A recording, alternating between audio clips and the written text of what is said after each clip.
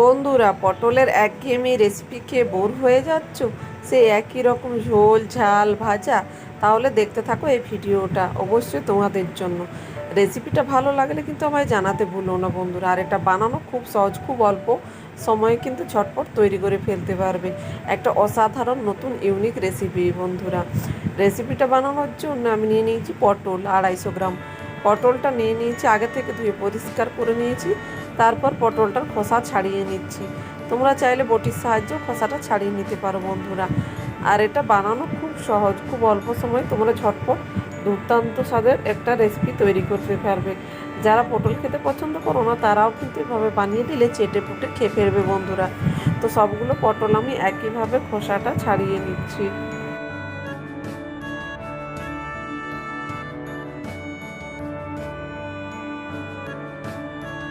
সবগুলো পটলের খোসা আমি একইভাবে বাদ দিয়ে দিয়েছি। এখন পটলগুলোকে আমি কেটে নিচ্ছি। পটলটাকে আমি গোল করে এটাকে কেটে নিচ্ছি, তবে খুব বেশি মোটা বা খুব বেশি পাতলা করে কাটবো না। এইভাবে একটু হালকা মোটা রেখে এগুলোকে কেটে নিচ্ছি। সবগুলো পটল একইভাবে কেটে নিয়ে তারপর আসছি বন্ধুরা আমি কথা বলতে।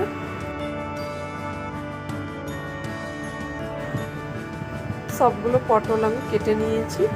এখন পটলটা একটা বাটির মধ্যে উঠিয়ে নিয়েছি। পটলটাকে সাইডে রেখে দিচ্ছি। তারপর গ্যাসের মধ্যে কড়া বসিয়ে দিয়েছি, গরম হয়ে গেছে। এখন 1 চামচ সরষের তেল দিয়ে কড়াটা আবারও ভালো করে গরম করে নিচ্ছি।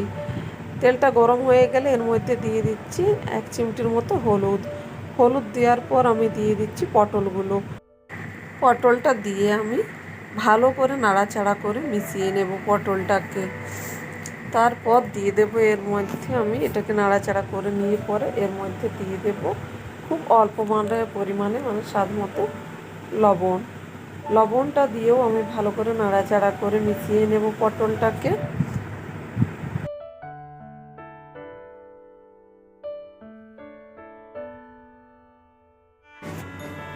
এরপর এটাকে আমি লো টু মিডিয়াম আঁচে ঢাকা দিয়ে দিচ্ছি।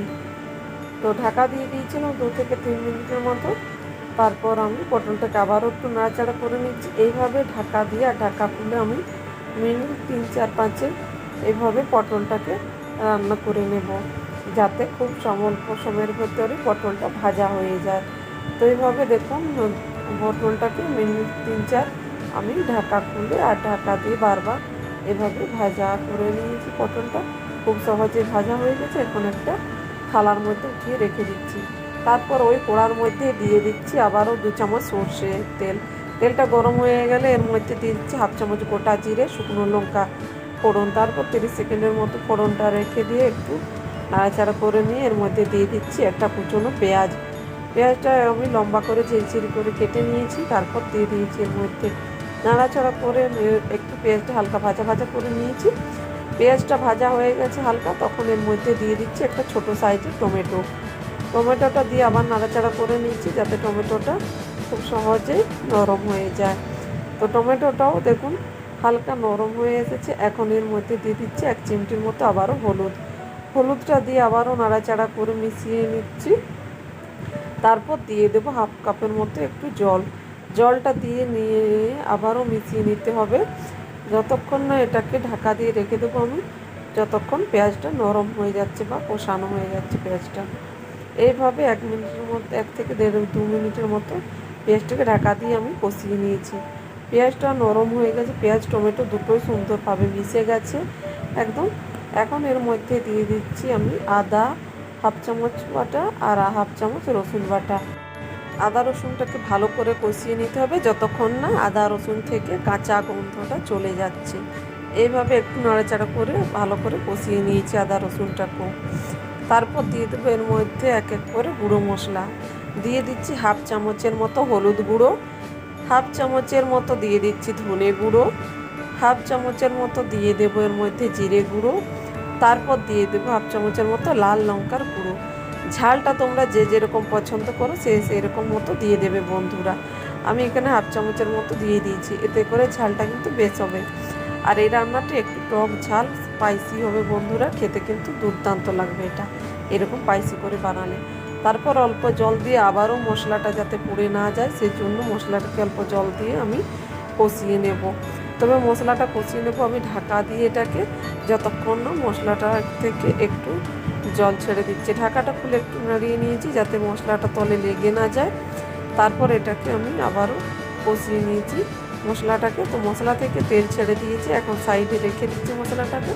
তারপর দিয়ে দিচ্ছি ওর মধ্যে একটা ডিমটা আমি ফাটাইনি, তোমরা চাইলে ফেটিয়ে নিতে পারো। ডিমটা দিয়ে অল্প 1 চিমটির মতো লবণ দিয়ে দিচ্ছি। লবণ দিয়ে ডিমটাকে আমি একটু খুন্তির সাহায্যে এটাকে একটু মিশিয়ে নিচ্ছি যাতে লবণটা সুন্দরভাবে মিশে যায়। খুব বেশি লবণ দেওয়ার দরকার নেই বন্ধুরা এতে। এভাবে বেশি 2-3 মিনিটের মতো কিছুক্ষণ এটাকে হালকা একদম লো ফ্লেমে এটাকে নাড়াচাড়া করে নিলেই কিন্তু ডিমটা ভাজা হয়ে যাবে। ডিমটাকে আমি একটু নাড়াচাড়া করে আবারও সুন্দর করে ভেজে নিচ্ছি।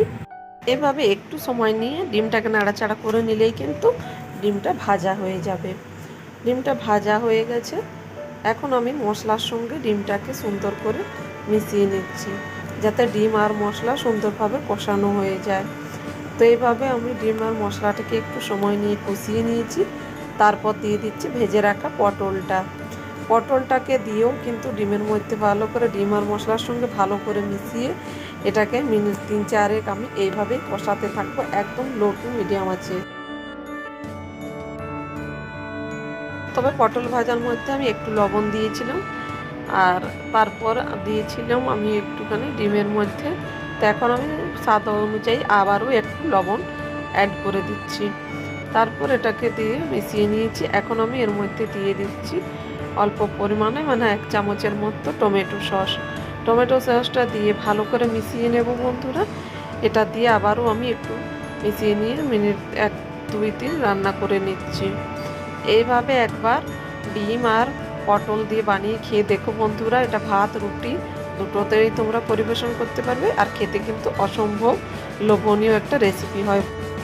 এর মধ্যে আমি 1/2 চামচের মতো গরম মশলা দিয়েছি। তারপর আবারও এটাকে আমি একটু নাড়াচাড়া করে রান্না করে নিয়েছি। রান্নাটা আমার হয়ে গেছে, এখন আমি একটা প্লেটের মধ্যে উঠিয়ে নিচ্ছি। তো কত সহজেই তৈরি হয়ে গেল ডিম দিয়ে নতুন একটা পটলের ইউনিক রেসিপি বন্ধুরা। তোমরাও চাইলে কিন্তু খুব সহজে এই রেসিপিটা বানিয়ে ফেলতে পারো ঝটপট বন্ধুরা। খেতে কিন্তু অসাধারণ লাগে। যে একবার এই পটলের রেসিপি খাবে সে কিন্তু বারবার খেতে চাইবে বন্ধুরা। আর যে খেতে চায় না পটল সেও কিন্তু বানিয়ে দিলে তোমার কাছে বানানোর জন্য রিকোয়েস্ট করবে। তো রেসিপিটা ভালো লাগলে অবশ্যই চ্যানেলটা লাইক শেয়ার সাবস্ক্রাইব করতে ভুলো না, আর কমেন্ট করে জানাতে ভুলো না কেমন লেগেছে রেসিপিটা। সবাই ভালো থাকবে, সুস্থ থাকবে, আবার নতুন রেসিপিতে দেখা হবে।